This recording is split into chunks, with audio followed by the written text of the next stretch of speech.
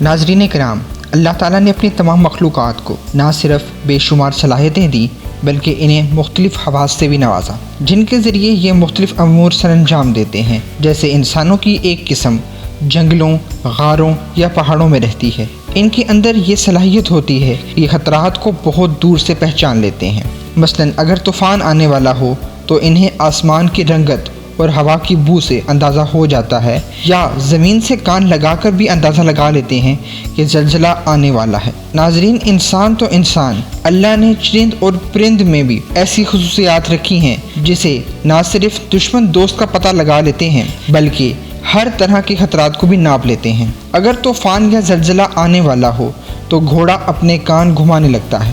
بارش سے پہلے چونٹیاں اپنا کھانا اکٹھا کر لیتی ہیں۔ اسی طرح شہد کی مکھی کے بارے میں یہ ہے کہ ہزاروں میل کا سفر طے کر کے اپنے چھتے میں آ جاتی ہے، اور یہ بھی کہ جس جگہ سیلاب یا طوفان آنا ہو تو جاندار اس جگہ سے پہلے ہی ہجرت کر جاتے ہیں۔ مختصراً یہ کہ اللہ تعالیٰ نے تمام جانوروں میں عجیب و غریب صلاحیتیں رکھی ہیں کہ جن کو دیکھ کر عقل انسانی حیران رہ جاتی ہے۔ ناظرین کرام، سورۃ محمد میں اللہ تعالیٰ کا ارشاد ہے کہ یہ لوگ قرآن میں غور نہیں کرتے یا ان کے دلوں پر مہر ہے۔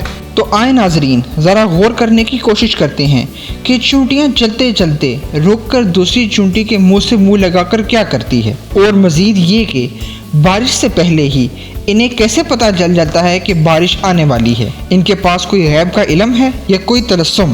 ان تمام موضوعات پر بات کرتے ہیں۔ ہیلو ویورز، آپ دیکھ رہے ہیں ٹوڈے ود حسیب۔ میں لے کر آیا ہوں آپ کے لیے حیرت انگیز معلومات، دلچسپ حقائق اور چٹپٹی کہانیاں۔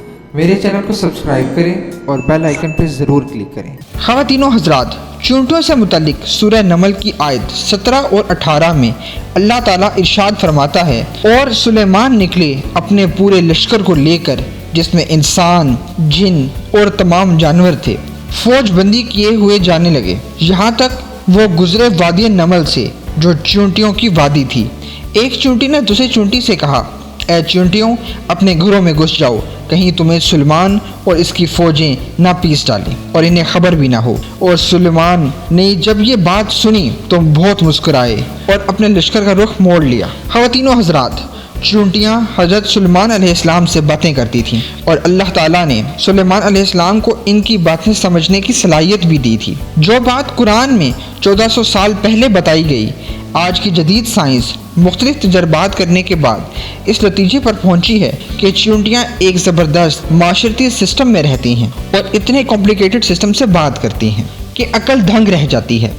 سائنس نے بتایا کہ چونٹیاں آواز سے بات نہیں کرتی بلکہ چونٹیاں ڈیٹا پاس کر کے بات کرتی ہیں، اور ان کا طریقہ یہ ہوتا ہے کہ وہ اپنے منہ سے ایک مواد نکالتی ہے اور سامنے والی چونٹی کے منہ پر چپکا دیتی ہے، اور دوسری چونٹی اس سے سارا میسج ڈیکوڈ کر کے سمجھ لیتی ہے۔ اس لیے آپ نے اکثر دیکھا ہوگا کہ چونٹیاں چلتے چلتے رک کر دوسری چونٹیوں کی منہ سے منہ لگا کر آگے چلی جاتی ہے۔ یہ وہ پروسیس ہے جس میں وہ ڈیٹا پاس کرتی ہیں۔ اور ناظرین و حضرات، میری سوچ کے مطابق یہی وہ قدرت کا عمل تھا جس کو مد نظر رکھتے ہوئے انسان نے انفرانیٹ جیسا آلہ ایجاد کیا۔ یہ آلہ دو موبائلز کو آپس میں ملانے سے ایک موبائل کا ڈاٹا دوسرے موبائل میں منتقل کرتا ہے۔ ناظرین کرام، جدید ریسرچ میں یہ بات ثابت ہو چکی ہے کہ چونٹیاں آپس میں نہ صرف بات کرتی ہیں بلکہ ایک زبردست نظام کے تحت زندگی گزارتی ہیں۔ بڑے بڑے سائنسدان یہ بات ماننے پر مجبور ہیں کہ قرآن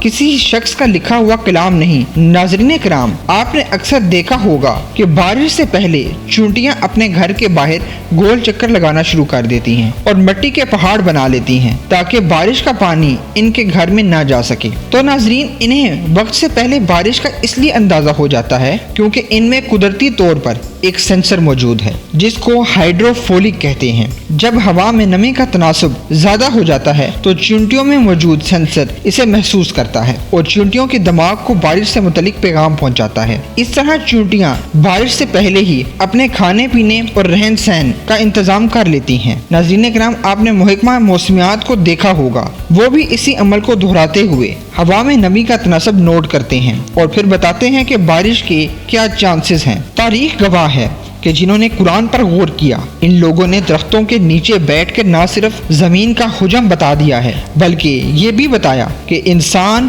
پرندوں کی مانند کیسے پرواز کر سکتا ہے۔ اگر ہم قرآن میں غور و فکر کریں تو ایسی ایجادات کر سکتے ہیں کہ عقل انسانی دنگ رہ جائے۔ اللہ قرآن میں بار بار فرماتا ہے، کیا یہ قرآن میں غور نہیں کرتے؟ کیا یہ عقل نہیں رکھتے؟ اس میں عقل والوں کے لیے بہت نشانیاں موجود ہیں۔ ناظرین اکرام، اللہ پاک ہمیں قرآن پاک سمجھنے اور اس پر عمل پیرا ہونے کی توفیق عطا فرمائے۔ اگر آپ کو میری ویڈیو پسند آئی تو اسے لائک کرنا، شیئر کرنا اور سبسکرائب کرنا مت بھولیے گا۔